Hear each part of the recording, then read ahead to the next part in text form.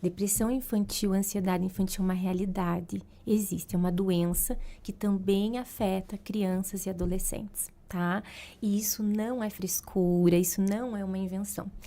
Já existia isso. O problema é que não tinha tanto estudo, tanto conhecimento e também não tinha esse olhar para a infância. A infância ganhou um olhar há alguns anos que não tinha, né? Com certeza. Para que a gente pudesse ver que alguns sinais e alguns comportamentos não estão dentro do esperado e merecem auxílio e atenção. Então, a depressão existe, é uma realidade. É triste, é difícil, mas tem tratamento.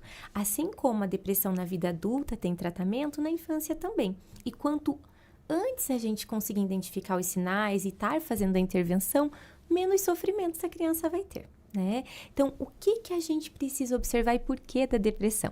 Claro que eu acho que os casos têm aumentado, acho não, né? Isso com base em ciência.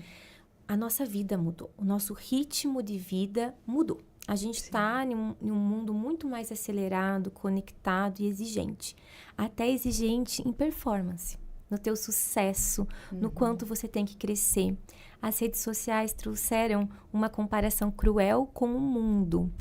Pensa, Ana, na tua época de adolescente, você já se comparava, eu tenho certeza, mas com quem? Com quem que você conseguia se comparar naquela época? Nossa, era uma colega da escola, uma pessoa que se destacava em alguma coisa, era uma, duas, uma porque era muito bonita, se comunicava, a outra porque ela conseguia organizar o grupo lá, se destacava, em virtude a isso, era uma, duas pessoas, não eram muitas pessoas. No máximo uma atriz da TV também. Que com certeza. Tão se admirava, distante. Isso.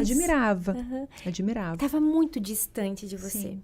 A rede social trouxe uma comparação com todo mundo. A gente está dentro da vida, bem entre aspas, né? Porque eu digo que é um recorte da nossa vida e a gente só mostra o que a gente quer. Mas a gente tem a impressão de que a gente conhece e está vivendo a vida de todo mundo.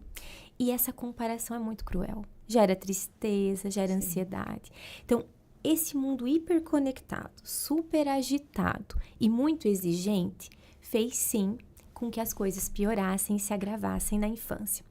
A pandemia também foi uma situação difícil que a gente viveu, de isolamento social. A gente é um ser social. Eu preciso estar com você, conversar, interagir para me sentir bem, né? Isso é fator de proteção de saúde mental. Na pandemia, a gente se isolou. Então, a gente viu um adoecimento muito grande de crianças nessa época, porque elas precisam interagir, né? Para se desenvolver. Então, foi muito difícil. Vários fatores contribuíram para que a gente chegasse nesses dados hoje de uma epidemia de saúde mental, eu diria assim, né? É muito difícil hoje a gente falar em uma vida tranquila, calma, sem estresse, sem pressão, né? Então, isso é muito complicado. Mas existe. E a gente precisa entender que tem como a gente ajudar as crianças, né? A gente falando disso. Sim. Mas, claro que o contexto que a gente tá explica um pouquinho mais do aumento dos casos. Sim. Mas e o que seriam os sinais que uma criança apresenta que, tipo, não é para os pais se desesperarem, mas para eles entenderem que aquilo ali merece uma atenção e um olhar diferente? Então, assim, o primeiro sinal para qualquer ajuda que esse pai precisa procurar é uma mudança muito abrupta no comportamento da criança. Então, uma criança falante, alegre, divertida. Estamos ao vivo, gente. Tá tudo bem, diretor? Ele veio espiar, gente. Ele veio espiar. Olha só esse menino. Então, vamos lá. Uma mudança muito grande no comportamento da criança. Ela era falante, alegre, e de repente começa a não se comunicar tanto, se isola no quarto, começa a ter muita crise de choro, por coisas assim que às vezes a gente acha, nossa, mas ela tá chorando por causa que eu não dei uma bala.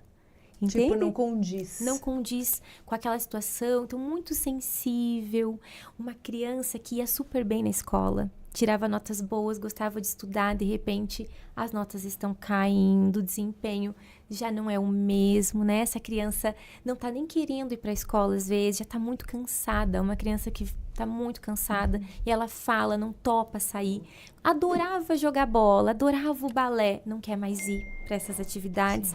A gente precisa ficar atento. Mas tem uma característica que nem sempre a depressão na infância ela vai se expressar com a tristeza. Muitas vezes vai vir em formato de raiva. Então, se a criança começa a brigar, gritar, tá sempre nervosa, também é um sinal de alerta.